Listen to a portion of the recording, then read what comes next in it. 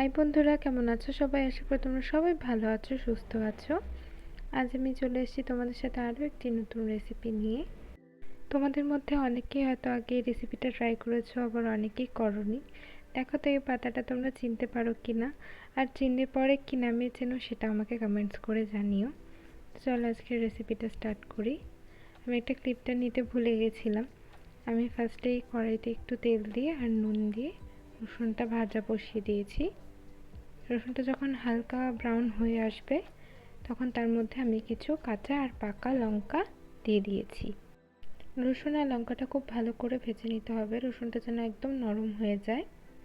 তো ভাজা হয়ে গেছে রসুন আর লঙ্কাটা, আমি নামিয়ে কালো জিরে আর গোলমরিচটা একটু টেলে নিচ্ছি। যখন একটু চটচট করবে তখনই নামিয়ে দিতে হবে, না হলে কিন্তু কালো জিরেটা পড়ে গেলে তেতো হয়ে যাবে। তারপর কিছু শুকনো লঙ্কা আমি টেলে নিচ্ছি।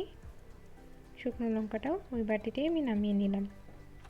এখানে আমি 1 চামচ মতো কালো জিরে আর 7-8টা মতো গোলমরিচ ইউজ করেছি। আর ওই যে খারকোল পাতা, আমরা এটাকে খারকোল পাতা বলি, তো তোমরা কি বলো আমাকে জানিও। খারকোল পাতাটা ভালো করে ধুয়ে বেছে নিয়েছি আমি আগে থেকে। ধুয়ে নেওয়ার পরে এটাকে নুন দিয়ে ভাপ বসিয়ে দেব। স্টিমটা কমিয়ে 10 মিনিট মতো ভাপ দিলেই হয়ে যাবে।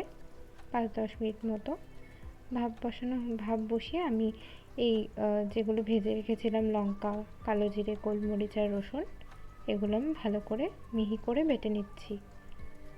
তোমরা চাইলে এখানে ব্লেন্ডারের ইউজ করতে পারো, কিন্তু শিলে বাটলে টেস্টটা দ্বিগুণ হয়ে যায়, তার জন্য আমি শিলে বাটছি।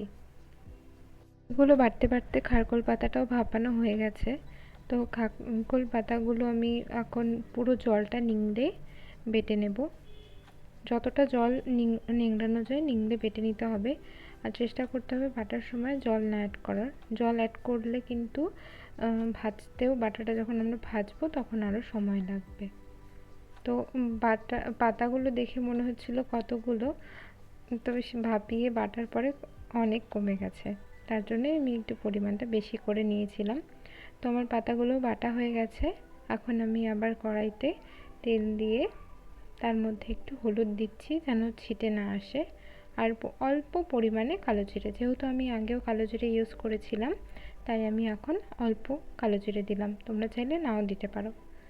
দিয়ে বাটা যে সব কিছু বেটে রেখেছিলাম ওটা দিয়ে বাটিটা ধুয়ে অল্প জল অ্যাড করে, বেশি জল অ্যাড করা যাবে না, তাহলে কিন্তু ভাজতে অনেক সময় লাগবে।